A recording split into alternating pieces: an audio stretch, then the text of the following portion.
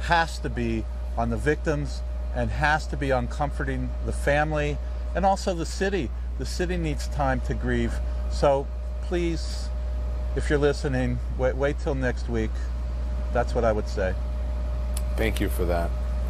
Dr. Winkle, you knew 3 of the victims, and one was injured who is recovering in the hospital tonight.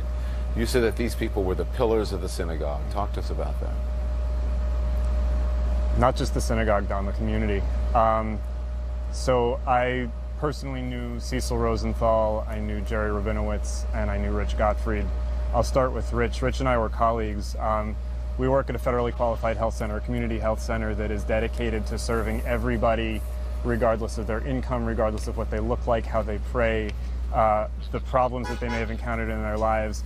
And Rich and his wife were both dentists. They had a successful practice, and as they were winding down their careers, getting close to retirement, they decided to spend part of each week the last 7 years providing care to people who probably wouldn't get dental care otherwise, in addition to the time that Rich spent supporting the synagogue and going to other synagogues. I just learned this evening to make a minyan, to make a quorum in order for everybody to be able to worship together. I knew Jerry as somebody who was equally willing to contribute. You know, one of the things that he and his wife did was to participate in the burial society. Under any other tragic circumstances, they would be at the funeral home washing and dressing and blessing bodies that needed to be prepared for a proper Jewish burial. And we're really feeling his absence there.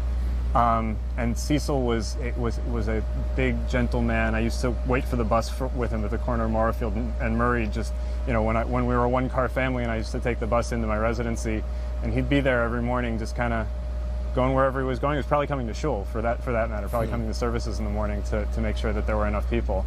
And he was so kind and so gentle and there for people when they needed him. This gunman didn't just target them because they were Jewish. He targeted them because they represented the best of what it was to be Jewish. They were helpers. They were people who recognized that God put us here to look out for everybody in this world. That's the job of a human being. And he attacked that. And that's unforgivable. And I would add to that these were gentle souls. They would never hurt anybody.